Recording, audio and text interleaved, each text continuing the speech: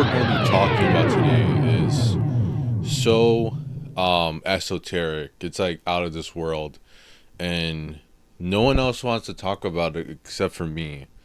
So I'm gonna just do it. I'm gonna just give myself the burden of talking about this guy right here. Happy birthday.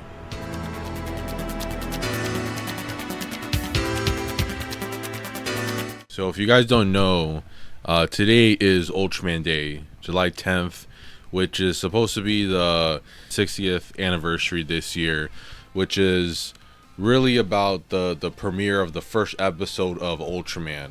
But what we're going to be talking about today is just the Ultra series in general. I'm going to give my little homage, send up to the Ultra series because it's kind of like my comfort series or franchise or whatever. You know how people like they have these franchises or series that they're never gonna like leave no matter how bad it gets or whatever. Now I'm not saying that the older series is bad right now, but you know it's a series that's like I'm a franchise fan, not fandom for that, but just the just the franchise that I feel like has like stayed with me the longest. Um through like the thick and thin, and it's just like my comfort series. So I'm just gonna give my quick actually no, I'm just gonna give my thoughts of the Ultra series. So in case you don't know what the Ultra series is, as I'll try to explain right now, the Ultra series is kind of like if you combined like three things. It's like if you combined like episodic sci-fi television in one third, and we took the special effects and the spectacle of Toho, tokusatsu special effects, and then the other third that is that kind of brings it all together is that you kind of have like the super heroics of something like Superman or any like superhero in general, but I think Superman is the best analogy for this. It's like we put all those three things in a blender, and that's basically what you get with the Ultra series. Now it wasn't always like this because technically the first part of the Ultra series was Ultra Q, which was way more just like Twilight Zone but with like kaiju, because the origins of the Ultra series are basically tangent with the Godzilla series, because it was Eiji Tsuburaya who did the special effects on a lot of the Showa era, or I think most of the Showa era Godzilla series. He basically created his own company, and out of that company he did Ultra Q, and then eventually spun down to Ultraman, and then it became the whole Ultra series. So if you ever like if you ever thought, especially if you're like one of my friends watching this video, you're like, why does he give about this? That's the easiest way to explain it. That's the easiest way to explain the Ultra series. This is the easiest way I can try to bring an analogy to make you understand the Ultra series, is that if you take those three things, put it all into one. Now, while there is like an English speaking like tokusatsu, as people like to call it now, just everything tokusatsu, even though there's like a fan base of that stuff here in like the States especially, I feel like the Ultra series kind of comes in at the bottom, because I would say like the biggest one de facto kind of is probably Godzilla. Probably has the biggest fan base, but Godzilla's kind of like too vague and broad at this point. But I would say Godzilla technically has the biggest fan base, and then it probably goes into like Power Ranger / Sentai, but then I would say Kamen Rider has like the most vocal fan base in the States. But then the Ultra series, even though it has the most support out of all three, or at least for Kamen Rider and Sentai, RIP Sentai, the Ultra series kind of gets like even though it's like supported in America and all that, like we have all these like Blu-rays out here, like official English releases, that's what I mean. Even though we have all that here it really it feels like it's still under appreciated in the West, unfortunately. And one of the other unfortunate things that comes with the Ultra series is that that it's too associated with Evangelion at this point, and especially in the West. Like the problem that I kind of have with it is that, like, when you try to introduce someone into the Ultra series, it's kind of hard. Like, the elephant in the room for people, especially if they're into anime, is that you got to be like, oh well, this was the thing that Hideki Anno is like the biggest fan of, and then they can't see anything outside of that. Like, they can't just take the Ultra series for what it is, which is great. It's a great series by itself, but they need this like thing in the background of like, oh well, like, this is Hideki Anno's favorite thing, and it gets tiresome sometimes. But that's kind of like it. Honestly, in the West, is more known for being, especially with the recent Shin Ultraman movie. It's really it feels like it's like mainly known for being that thing that Hideki Anno likes, that eventually created Evangelion, which is kind of why, like, I think it's kind of disappointing that they're leaning into that with this new movie, the origin of the Ultraman movie, which is from what I understand, they're just getting a bunch of like famous people who are like influential, and they're having them sit down and talk about how cool, how they love the Ultraman, and that's kind of disappointing. That's like kind of like the global appeal of Ultraman, because in China, I'm pretty sure they're killing it in China, Japan. I mean, it's kind of there just as like tradition, but like in America, it's almost like non-existent. Even though they tried doing stuff last year. I was at G-Fest last year. I took some photos. They brought the actual Ultraman suits, but it really seems like it gets underappreciated in the West. To explain to you why I personally like the Ultra series more than, like, let's say Sentai or Kamen Rider, it's really because it is like formulaic, but in a good way. It's like that one reliable like thing that you can always like promise is gonna like deliver. And the way the Ultra series is currently being presented to us, it's currently being presented in a seasonal show that comes out in the beginning of the summer, and it usually runs for half a year, and then it takes a break for half of a year, and then during the winter they basically do a rerun series that recaps like the past 15 years of the Ultra series or something like that, which is cool, because the one thing that kind of separates the Ultraman compared to like Sentai or Kamen Rider is that once you get involved in all of it, you want to actually watch all of it, or get familiar with a lot of the past Ultraman, because they kind of make you want to get more involved, or get more interested in the past series. And the another thing that's brilliant about the Ultra series is that it's like episodic. So I try to make myself watch like all of it, to get I try to make myself watch all of it back in the day, like when I was in high school. But you don't really need you could just like pick and choose.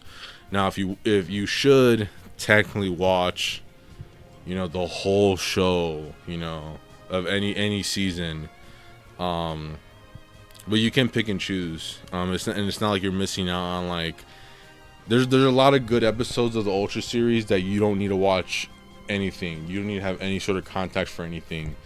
And that's like one of the great parts about it. And even to this day with the modern series, you can just get into it, watch an episode, and then either watch the whole series or leave it as that. That's like the great magic of the Ultra series, is that it's still episodic.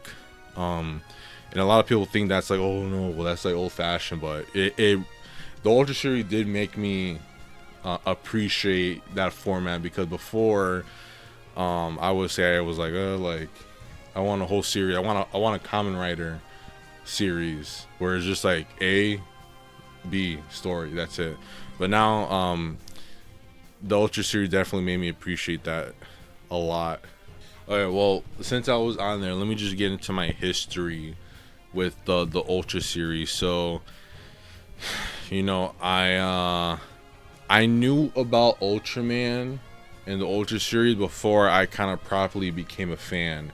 So I got back in the day, way back in the day, I got the 2 DVD sets for like Ultraman and Ultra 7. Now these are technically, as some people know, they're basically like bootleg official sets from Shout Factory. From back in the day, and I think I got the Ultraman one, and then I had the Ultra 7 one. This is something my grandma got for me over the mail or something back in the day, and I would like watch the few episodes, but I wasn't really like deeply entrenched in it yet. I was just like I was aware Ultraman existed, and I wasn't necessarily like a fan of Godzilla yet. I wasn't one of these people that grew up watching Godzilla. If anything, I was more of like a Power Rangers guy that got into Sentai and Rider, sort of, and then I became aware of Ultraman and then Godzilla and all that stuff. But yeah, that was the probably the first time I was aware of the Ultra series with those DVDs, and then I saw like an episode of Genga. Someone uploaded it onto YouTube. But it wasn't until maybe like 2015. It was really 2014. I was getting into anime, and I was on Crunchyroll, and I see that they have Ultraman X on there, and I'm like, oh shoot. So I watched a few episodes of Ultraman X, and then it didn't catch me then. It didn't really catch me there, but I was still like, you know, trying to get invested in this like genre and everything. But it wasn't until... Should I grab it? Should I grab the Blu-ray out? Let me see if I can see it. Wasn't until Orb. Oh my god, you can't even see it.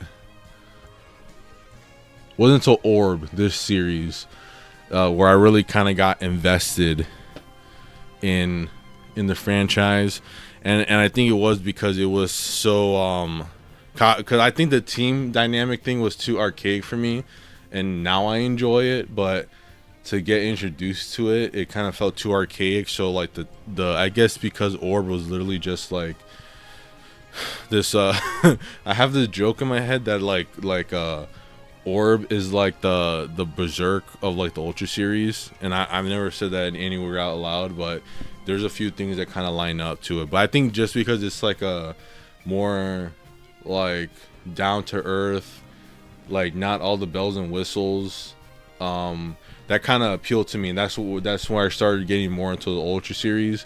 Further, I watched Geed, the whole series when it came out. All of it was airing. I thought it was peak. You know, obviously I saw all of the Zero stuff before, but that was where I started, and then from there, you know, I've just been on the new generation every single year, and it's kind of like seeing like a watching Ultraman every year, like, because it always comes out July. It kind of feels like seeing like a friend that you only see during the summer. So, and I'm not like a summer guy. I don't like summer in general, but that's like the one thing that I always look forward to is, you know, the new Ultraman show is gonna come out, and you don't really get that with Kamen Rider, because Kamen Rider, it's just going year round, and then like by the time Kamen Rider's done, the season's done, like how Zet's feeling right now, but you're kind of just okay, I'm just waiting for the show to end, I'm waiting for the movie to come out, and then I just want the show to end already, and then maybe I might get onto the new season. And then with Sentai Project Red or whatever, it kind of has that same vibe where it's like you don't really get like distance away from the series to really like, you know, think about it. But with the Ultra series, because it runs on like a half a year schedule,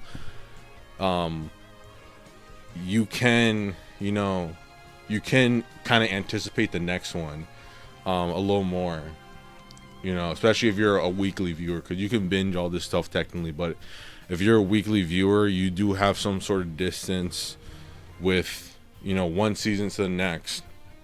But it's not like some of these other shows Like I'm talking about like Netflix shows or whatever, when like the first season comes out and then the next one comes out like 3 years later, something like that.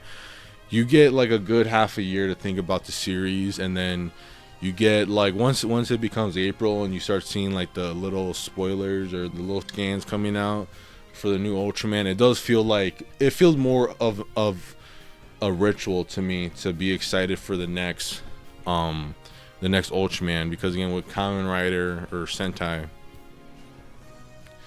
it's either like, okay, I'm done with this show and I'm like, maybe I might watch the new one, and that's really it. Ultra series is like that ritual thing for me, where I'm always gonna go back, and I'm always coming in with like an open mind with all of it, because I think a problem with that a lot of people have with the Ultra series, whether you're like a long-term fan or you're just like getting into it, is that you can tell that either you look at it a glass full or glass empty with the Ultra series, where it's like, oh well, you know, there's no team this season. It's what do they call it? It's a season 0 or whatever, or it's they're doing it too grounded, and people, you know, they're like, this is like not even Ultraman. You know, there's no defense team. There's no you know, mechs or mecha or whatever.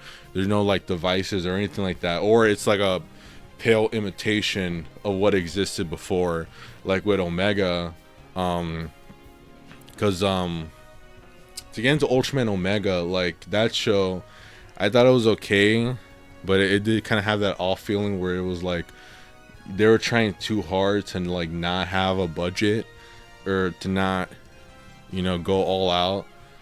And it was fine because I liked most of the episodes, but it feels like the overall storyline, it was kind of odd how they're like the second season, they have like a team, but it's a really like low budget team, and it didn't even look like cool or anything like that. Because like the one thing is, like, if you're gonna have a team like Scarred in Blazer, they gotta look cool. But this team, the team that, and even Skip in Ultraman Arc, it was cool. Or they were cool. They kind of had their little jackets. They looked cool. They investigated stuff. But like the Arc team, I forgot what the team was called. I'm gonna put it up here. The team, they just had like these like khaki jackets or whatever. But then once you know, watch the rest of the show, you get to the finale, you realize, okay, this is just like a big prologue to a hypothetical series that we're never gonna get. And I was kind of fine with that, because to me, that what that kind of showed was that the people who make the Ultra series, they don't want to try to give you a pale imitation of what existed before. Because if you're gonna get a pale imitation of the past, then you're gonna get something like Trigger, which, you know, unfortunately, like that was probably the worst recent Ultra season of Ultraman that we've had in a while. And I think even Decker was better, and the reason why was because Trigger was trying to replicate that style of Tiga, like with the aesthetic and everything. It just felt like a pale imitation. So I would rather take a series like Omega than a Trigger.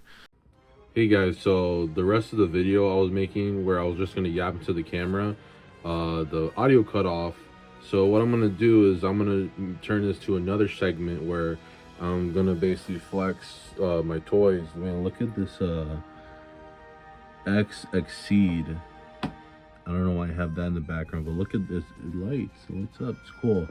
But I'm gonna go over just like a guide of like what to watch, basically.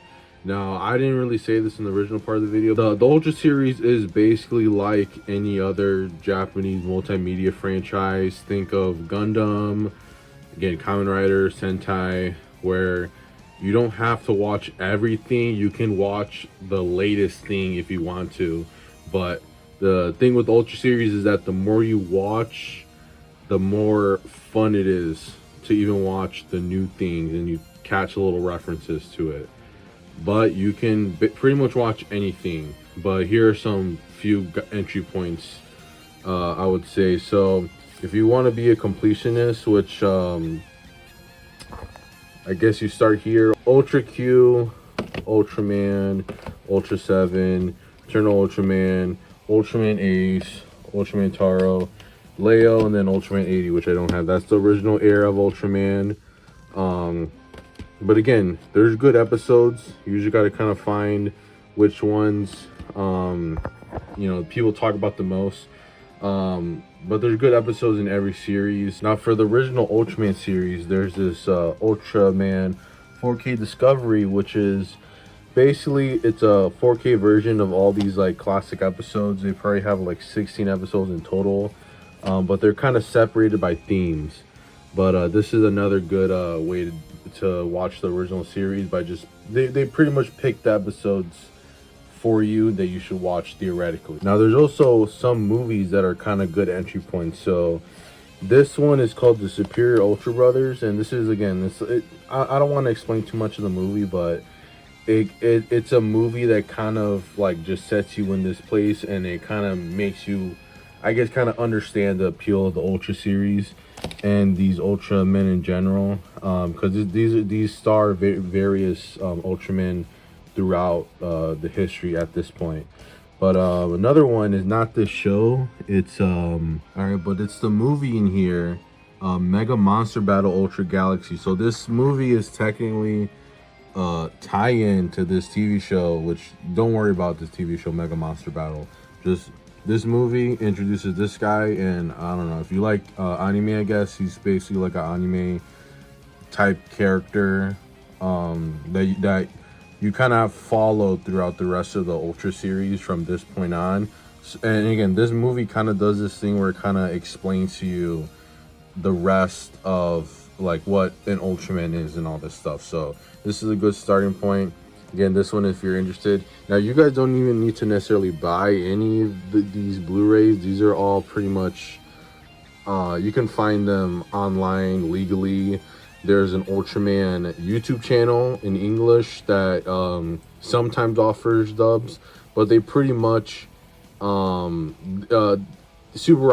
the people who create Ultraman, they're pretty interested in wanting to get more English-speaking fans. And honestly, just go on that YouTube channel and just watch anything that interests you. Just click on it and just have an open mind, you know. Now the last thing I want to show you is that's another good entry point. We got, this is basically the modern era. Again, you can just pretty much watch any, there's, again, like this show Geed right here kind of has like some continuity on some level, but you know, you can pretty much start anywhere you want. X, which with this guy right here is another good entry point. But this is what's called the new generation, this current era. Whoa! The last thing I want to show you is a Blazar. I would say this is like the best recent series, and it's so good that I even got it signed by the director of the show, Taguchi Sensei. And when he signed my copy, he gave a little illustration, two illustrations actually. If you know, you know.